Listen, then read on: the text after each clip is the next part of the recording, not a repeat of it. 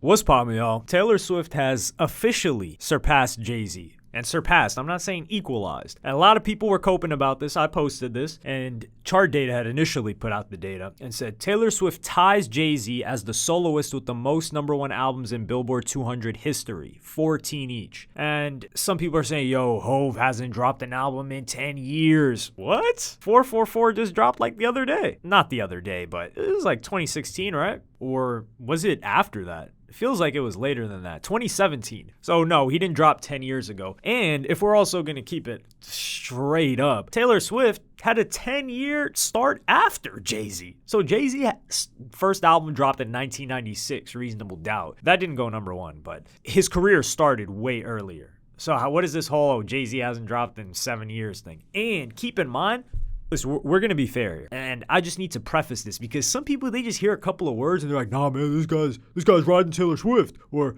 no, this guy's a Kendrick stan. Man, this guy's got Drake's meat in his mouth. Meanwhile, it's both. Like people are saying, oh, this guy's a Drake hater. Oh, this guy's a Drake stan. Oh, this guy's a Kendrick stan. This guy's a Kendrick hater. I think if you're getting comments like that, it must mean I am on the right track because you guys can't make up your mind. And someone will say, oh, make up your mind. What do you mean make up my mind? I said Kendrick Lamar was up 1-0. That doesn't mean I'm on anybody's side. I'm just evaluating the whole thing objectively. So circling back to Taylor Swift, keep in mind that 2 or 3 of these albums that Taylor Swift got #1s with are re-recordings of previous albums. So they're identical.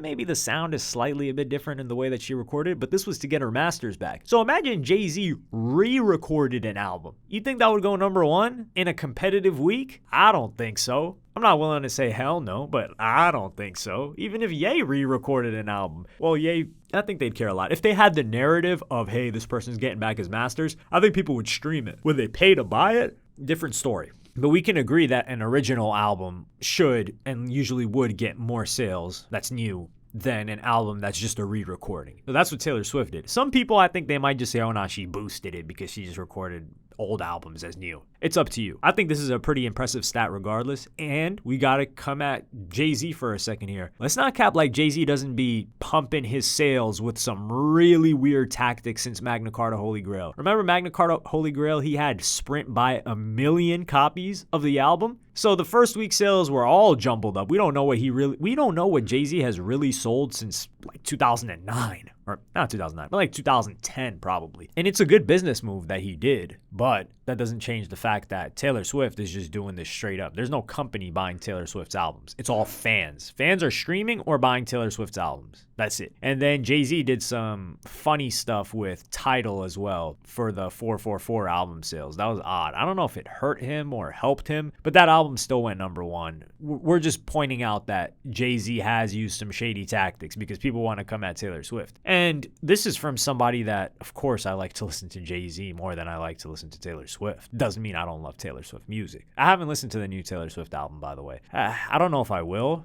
but I do like Taylor Swift as a whole. Like Red, I would say Red and the 1989. I'd probably mess with those the most. But yeah, people are hating so much. And then you get the funny comments of, yo, who's ever heard a Taylor Swift song? Gun to your head, 5 Taylor Swift songs. How about you go to Taylor Swift concert and tell them to name 5 Jay-Z songs? They couldn't do it. So what does that mean? But what if Taylor Swift's stans started saying, yo, who listens to Jay-Z? Because in their world, nobody's listening to Jay-Z like that. Maybe In New York comes on and they might know the song, or Empire State of Mind is the actual song name. So you're asking a bunch of dudes that listen to mainly hip hop, yo, I've never heard Taylor Swift. Nobody I know ever played Taylor Swift. Yeah, because you're in a small bubble. Like all your homies smoke weed, listen to the same music, and have the same opinions on everything. Of course, you haven't met anybody that listens to Taylor Swift like that. You don't interact with people outside of not only your circle, but your frame of mind and thinking. Not even on the internet, you don't do that. But that's part of the problem of the internet. It kind of insulates people in certain communities. I think people just need to broaden their mind. And Taylor Swift stans are probably like this too. But they're not going to say, yo, who's listening to Jay-Z? They're just going to say, oh, I don't know. And then the same type of people that would say you can't name 5 Taylor Swift songs are going to be like, damn, these people don't even know 5 Jay-Z songs? They're so uncultured. So you really can't win with people like this.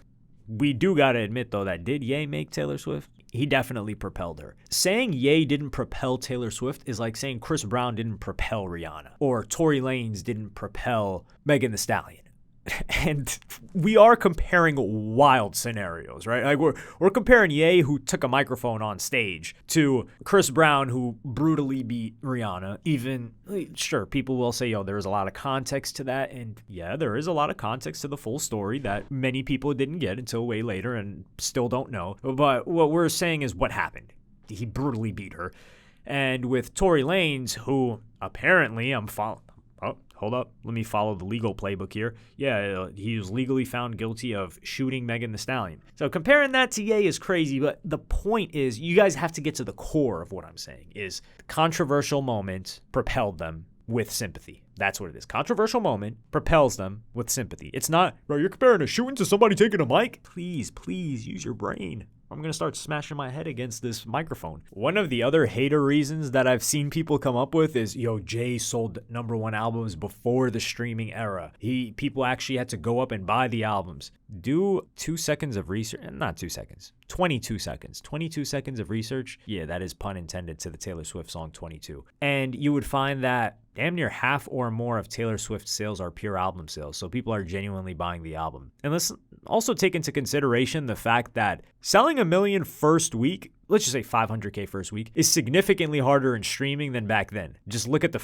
hip hop is a way bigger genre, and there were more people selling 500K first week in 2005 than there are now. In hip-hop especially. Nobody's doing that in hip-hop other than Drake and maybe someone else if they do bundles and stuff. So Taylor Swift is streaming a lot and she's selling a lot of copies. And she's outselling people in the era when sales, you needed to buy an album to even listen to it, as opposed to streaming, which heavily dilutes album sales. And this is why we're seeing sales plummet. Now, there were people that still inflated them with the streams to make it look like they sold a lot of albums, because people just look at the number like, oh, damn, 30K? Well, that doesn't look too good. Meanwhile, it's it's like 30 million streams. It's a lot. It's multiple tens of millions of streams for the first week in America, which is insane. Like, Taylor Swift's a global artist and she's selling this much units in the US. That's one of the most wild metrics of all of this. But I don't think these people need to be compared.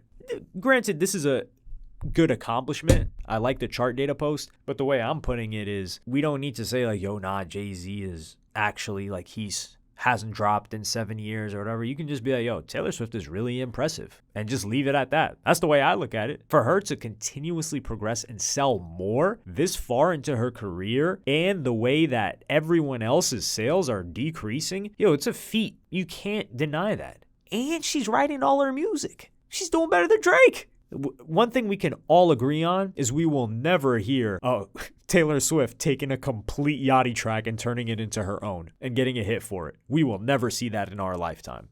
Can't say the same about another rapper who I particularly enjoy as well. But that Jumbotron poppin' song I did not like. I had an instinct for it, I guess. But let me know what you guys think about this in the comments. Like and subscribe and hit the notification bell if you enjoyed. Follow me on Twitter and Instagram.